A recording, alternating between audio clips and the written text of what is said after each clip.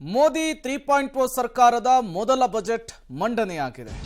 ಈಗಾಗಲೇ ಸಂಸದರುಗಳು ಕೂಡ ಮಾತನಾಡ್ತಾ ಇದ್ದದನ್ನು ಗಮನಿಸ್ತಾ ಇದ್ದೀವಿ. ಇನ್ನು ಆರೋಗ್ಯ ವಲಯಕ್ಕೆ ಬರೋದಾದ್ರೆ ಕ್ಯಾನ್ಸರ್ ಔಷಧಿಗಳು ಇನ್ನಷ್ಟು ಅಗ್ಗವಾಗಿದೆ ಅನ್ನೋ ಮಾಹಿತಿ. ಕ್ಯಾನ್ಸರ್ ಔಷಧಿಗಳ ಮೇಲೆ ಕಸ್ಟಮ್ಸ್ ತೆರಿಗೆಯನ್ನ ಇಳಿಕೆ ಮಾಡಿದ್ದಾರೆ. 3 ಕ್ಯಾನ್ಸರ್ ಔಷಧಿಗಳಿಗೆ ಸೀಮಾ ಸುಂಕ ರಿಯಾಯಿತಿಯನ್ನು ಕೂಡ ಕೊಟ್ಟಿದ್ದಾರೆ.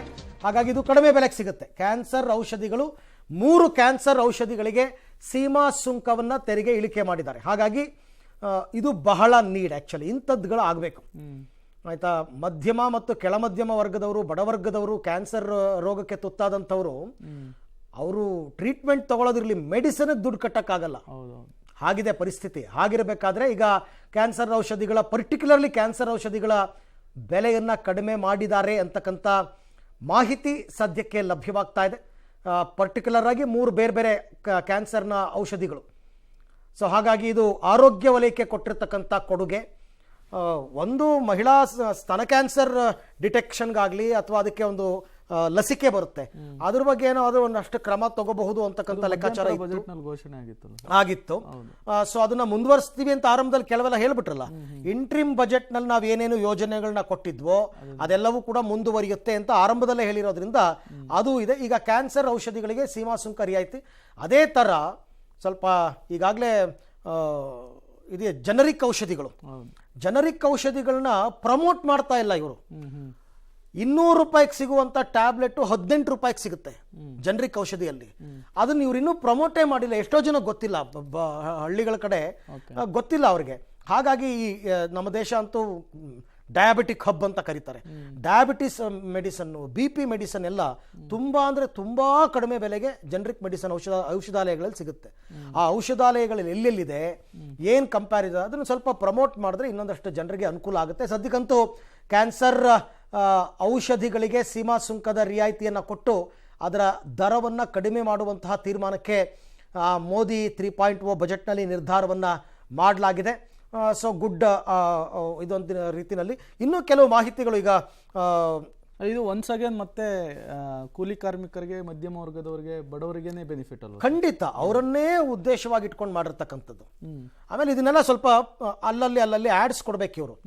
ಎಲ್ಲಿ ಸಿಗುತ್ತೆ ಕ್ಯಾನ್ಸರ್ ಔಷಧಿಗಳು, ಅಗ್ಗದ ಕ್ಯಾನ್ಸರ್ದ ಔಷಧಿಗಳು ಎಲ್ಲಿ ಸಿಗುತ್ತೆ, ಅದೆಲ್ಲವನ್ನ ಸ್ವಲ್ಪ ಪ್ರಮೋಟ್ ಮಾಡ್ಬೇಕು ಇವರು. ಮಾಡಿದಾಗಲೇ ಜನರಿಗೆ ಗೊತ್ತಾಗ್ತಕ್ಕಂಥದ್ದು. ಎನಿಹಾವ್ ಗುಡ್ ನ್ಯೂಸ್ ಏನೇನು ಅಂತಕ್ಕಂಥದ್ದು ನೋಡ್ಬೋಣ. ರೇಟ್ ಕಡಿಮೆ ಆಗಿರೋದು. ಓಕೆ, ಚಿನ್ನದ ದರ ಈ ಬಾರಿ ಇಳಿಕೆ ಆಗಿದೆ. ಆಗಲೇ ಎಕ್ಸ್ಪ್ಲೇನ್ ಕೂಡ ಮಾಡ್ತಾ ಇದ್ರು. ಚಿನ್ನ, ಬೆಳ್ಳಿ, ಪ್ಲಾಟಿನಂ ದರ ಕೂಡ ಇಳಿಕೆ ಆಗಿದೆ. ಆಭರಣ ಪ್ರಿಯರಿಗೆ ಇವತ್ತಿನ ಬಜೆಟ್ನಲ್ಲಿ ಕೇಂದ್ರ ಸರ್ಕಾರ ಗುಡ್ ನ್ಯೂಸ್ ಅನ್ನು ಕೊಟ್ಟಿರುವಂಥದ್ದು. ಈ ಮದುವೆ ಹಬ್ಬ ಅಂತ ಬಂದಾಗ ಈ ಚಿನ್ನ, ಬೆಳ್ಳಿ, ಪ್ಲಾಟಿನಂ ಖರೀದಿ ಮಾಡುವವರ ಸಂಖ್ಯೆ ಜಾಸ್ತಿ ಇರುತ್ತೆ. ಅದರಲ್ಲೂ ಕೂಡ ಭಾರತದಲ್ಲಿ ಚಿನ್ನ ಪ್ರಿಯರ ಸಂಖ್ಯೆ ಜಾಸ್ತಿ ಇರುವಂಥದ್ದು. ಅಂಥವರಿಗೆ ಇವತ್ತಿನ ಬಜೆಟ್ನಲ್ಲಿ ವಿತ್ತ ಸಚಿವರು, ಮೋದಿ ಸರ್ಕಾರ ಗುಡ್ ನ್ಯೂಸ್ ಅನ್ನು ಕೊಟ್ಟಿದೆ. ಸ್ವಲ್ಪ ಪ್ರಮಾಣದ ಇಳಿಕೆ ಆಗಬಹುದು ಅಂತೇಳಿ.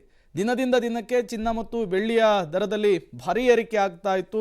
ಆಭರಣ ಪ್ರಿಯರಿಗಂತೂ ಹೆಂಗಪ್ಪ ಚಿನ್ನ ಕೊಳ್ಳೋದು ಅನ್ನುವಂತಹ ಪ್ರಶ್ನೆ ಕಾಡ್ತಾ ಇತ್ತು.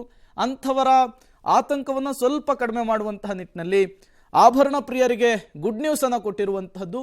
ಇವತ್ತು ಕೇಂದ್ರ ಸರ್ಕಾರ ಚಿನ್ನ ಮತ್ತು ಬೆಳ್ಳಿ, ಪ್ಲಾಟಿನಂ ದರವನ್ನ ಇಳಿಕೆ ಮಾಡಲಾಗ್ತಾ ಇದೆ. ಒಂದು ಅಂದಾಜು ಹೇಳ್ಬೋಣ ಸುಮ್ಮನೆ. ಫಾರ್ ಎಕ್ಸಾಂಪಲ್, ಈಗ 10 ಗ್ರಾಮ್ ಆಭರಣ ಚಿನ್ನ 67,000 ಈಗಿರೋ ರೇಟು. ಇದು ಅಪ್ಲೈ ಆದಮೇಲೆ 1,850 ರೂಪಾಯಿ ಕಡಿಮೆ ಆಗುತ್ತೆ. ಅಂದ್ರೆ ನಿಮ್ಗೆ ಹೆಚ್ಚು ಕಡಿಮೆ 65,000 ಚಿಲ್ಲರೆಗೆ ಬಂದು ಕೂತ್ಕೊಳ್ಳುತ್ತೆ. 1,850 ರೂಪಾಯಿ ಕಡಿಮೆ ಆಗುತ್ತೆ. ಅದು ಇನ್ನೊಂದು ತಿಂಗಳು ಆಗ್ಬೋದು ಅಂತ ಹೇಳಿದ್ದಾರೆ ಅದು ಜಾರಿಗೆ ಬರೋದಕ್ಕೆ. ಸೊ ಆಭರಣ ಪ್ರಿಯರಿಗೆ ನಿಜಕ್ಕೂ ಕೂಡ ಗುಡ್ ನ್ಯೂಸ್. ನಾನು ಬರೀ ಚಿನ್ನದ ಲೆಕ್ಕ ಹೇಳಿದೆ. ಚಿನ್ನ ಮಾತ್ರ ಅಲ್ಲ, ಚಿನ್ನ, ಬೆಳ್ಳಿ ಮತ್ತು ಪ್ಲಾಟಿನಂ 3 ಇದರ ಮೆಟಲ್ಸ್ದು ರೇಟ್ ಕಡಿಮೆ ಆಗಿದೆ. ಸೊ ಹಾಗಾಗಿ ಇದು ನಿಜವಾಗ್ಲೂ ಕೂಡ ನೀವು ಮದುವೆ ಸೀಸನ್ ಬೇರೆ, ಆಷಾಢ ಕಳೀತಾ ಇದ್ದಂಗೆನೆ, ಹಾಗಾಗಿ ಅವ್ರಿಗೆ ಅನುಕೂಲ ಆಗುತ್ತೆ. ಓಕೆ, ಎಲ್ಲ ವಿಚಾರಗಳಿಗೆ ಸಂಬಂಧಪಟ್ಟಂತೆ ಮತ್ತಷ್ಟು ಮಾಹಿತಿ ನವದೆಹಲಿಯಿಂದ ನನ್ನ ಕೊಲೀಗ್ ಶಬ್ಬೀರ್ ಅವರಿಂದ ಪಡ್ಕೊಳ್ಳೋಣ. ಶಬ್ಬೀರ್, 3ನೇ ಬಾರಿಗೆ ಸರ್ಕಾರವನ್ನು ಮೋದಿ ಅವರು ರಚಿಸಿದ್ದಾರೆ. ಇಂಟ್ರಿಮ್ ಬಜೆಟ್ನಲ್ಲಿ ತುಂಬ ದೊಡ್ಡ ದೊಡ್ಡ ಘೋಷಣೆಗಳಾಗಿರಲಿಲ್ಲ.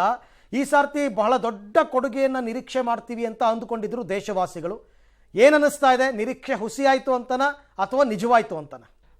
ಅರವಿಂದ್ ನೋಡಿ, ಮುಖ್ಯವಾಗಿ ಭಾರತದಲ್ಲಿ ಮೂಲ ಸೌಕರ್ಯಗಳನ್ನು ಅಭಿವೃದ್ಧಿಪಡಿಸುವಂಥದ್ದು ಮತ್ತೆ ಉದ್ಯೋಗ ಸೃಷ್ಟಿ, ಈ ಎರಡೂ ವಿಚಾರಗಳಿಗೆ ಸಾಕಷ್ಟು ಆದ್ಯತೆಯನ್ನು ಕೊಡುವಂತಹ ಪ್ರಯತ್ನವನ್ನು ಈ ಬಾರಿಯ ಬಜೆಟ್ನಲ್ಲಿ ಸರ್ಕಾರ ಮಾಡಿರುವಂಥದ್ದು.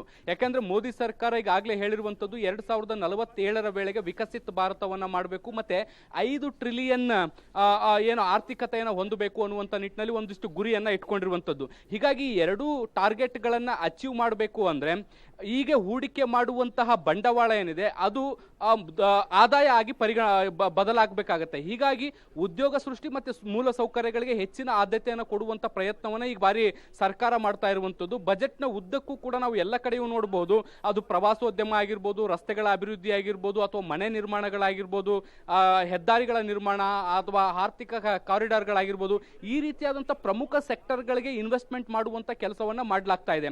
ಈ ಇನ್ವೆಸ್ಟ್ಮೆಂಟ್ ಮುಂದೊಂದು ದಿನ ಭಾರತದ ಆದಾಯಕ್ಕೆ ವರದಾನ ಆಗುವಂತ ಸಾಧ್ಯತೆಗಳನ್ನ ಕೂಡ ನಾವು ನಿರೀಕ್ಷೆ ಮಾಡಬಹುದು. ಇದರ ಜೊತೆಗೆ ಈಗ ಏನು ನಿರುದ್ಯೋಗದ ಸಮಸ್ಯೆಯನ್ನ ಭಾರತ ಎದುರಿಸ್ತಾ ಇದೆ, ಒಂದಿಷ್ಟು ದೊಡ್ಡ ಇದು ರಿಲ್ಯಾಕ್ಸೇಷನ್ ಇದರಲ್ಲಿ ಸಿಗಬಹುದು ಅನ್ನುವಂತಹ ಒಂದಿಷ್ಟು ಭರವಸೆಗಳು ಕೂಡ ಹುಟ್ಟಾಗ್ತಾ ಇರುವಂತದ್ದು. ಯಾಕಂದ್ರೆ ಮೂಲಭೂತ ಸೌಕರ್ಯಗಳು ಹೆಚ್ಚಾದಂತಹ ಸಂದರ್ಭದಲ್ಲಿ ಉದ್ಯೋಗ ಪರೋಕ್ಷವಾಗಿ ಮತ್ತೆ ಪ್ರತ್ಯಕ್ಷವಾಗಿ ಉದ್ಯೋಗ ಸೃಷ್ಟಿ ಆಗುತ್ತೆ. ಹೀಗಾಗಿ ಯುವಕರ ಕೈಗೆ ಒಂದಿಷ್ಟು ಉದ್ಯೋಗ ಸಿಗಬಹುದು ಅನ್ನುವಂತಹ ಒಂದು ಎಕ್ಸ್ಪೆಕ್ಟೇಷನ್ಸ್ ಅನ್ನ ಮಾಡಲಾಗ್ತಾ ಇದೆ. ಇದ್ರ ಜೊತೆಗೆ ಉದ್ಯಮಗಳನ್ನ ಯಾರು ಸ್ಥಾಪಿಸ್ತಾರೆ ಅವರಿಗೆ ಒಂದಿಷ್ಟು ಆದ್ಯತೆಯನ್ನು ಕೊಡುವಂತ ಕೆಲಸವನ್ನ ಮಾಡಲಾಗ್ತಾ ಇದೆ. ಫಾರ್ ಎಕ್ಸಾಂಪಲ್ ನಾವು ಮುದ್ರಾ ಯೋಜನೆಯನ್ನ ನೋಡಬಹುದು, 10 ಲಕ್ಷದಿಂದ 20 ಲಕ್ಷಕ್ಕೆ ಅದನ್ನ ಏರಿಕೆ ಮಾಡಿರುವಂತದ್ದು. ಅಂದ್ರೆ ಒಂದಿಷ್ಟು ಹೂಡಿಕೆ ಮಾಡಿ ಬಿಸ್ನೆಸ್ ಅನ್ನ ಶುರು ಮಾಡಬೇಕು ಅನ್ನುವಂಥವ್ರು ಏನಿದ್ದಾರೆ ಅವ್ರಗಳಿಗೆ ಒಂದಿಷ್ಟು ಅನುಕೂಲ ಆಗುತ್ತೆ. ಆಮೇಲೆ ಹೊಸ ಕಂಪನಿಗಳನ್ನ ಶುರು ಮಾಡುವಂತವ್ರಿಗೆ ಏಂಜಲ್ ಟ್ಯಾಕ್ಸ್ಗಳೇನಿತ್ತು ಅವುಗಳನ್ನೆಲ್ಲವನ್ನ ಕೂಡ ರದ್ದುಪಡಿಸುವಂತ ಕೆಲಸವನ್ನ ಕೂಡ ಈ ಒಂದು ಬಜೆಟ್ ನಲ್ಲಿ ಮಾಡಲಾಗಿರುವಂತದ್ದು. ಒಟ್ಟಾರೆ ವ್ಯೂ ಅಲ್ಲಿ ನಾವು ನೋಡೋದಾದ್ರೆ ಇದನ್ನ ಬೇರೆ ಪರ್ಟಿಕ್ಯುಲರ್ ರಾಜ್ಯಗಳ ವೈಸ್ ಇನ್ವೆಸ್ಟ್ಮೆಂಟ್ ಅನ್ನ ನೋಡೋದಕ್ಕಿಂತ ಹೆಚ್ಚಾಗಿ ಒಟ್ಟಾರೆ ಹೂಡಿಕೆಯನ್ನ ಮಾಡುವಂಥದ್ದು, ಅದರಲ್ಲಿ ಹೆಚ್ಚಿನದಾಗಿ ಮೂಲಸೌಕರ್ಯಗಳಿಗೆ ಹೂಡಿಕೆ ಮಾಡುವಂತ ಪ್ರಯತ್ನವನ್ನ ಸರ್ಕಾರ ಮಾಡ್ತಾ ಇರುವಂತದ್ದು. ಆ ಮೂಲಕ ಉದ್ಯೋಗ ಸೃಷ್ಟಿ ಈಗಿನ ಆದ್ಯತೆ ಆದ್ರೆ ಮುಂದಿನ ದಿನಗಳಲ್ಲಿ ಅದರಿಂದ ಸರ್ಕಾರ ಆದಾಯವನ್ನ ಕೂಡ ನಿರೀಕ್ಷೆ ಮಾಡ್ತಾ ಇದೆ. ಅರವಿಂದ್.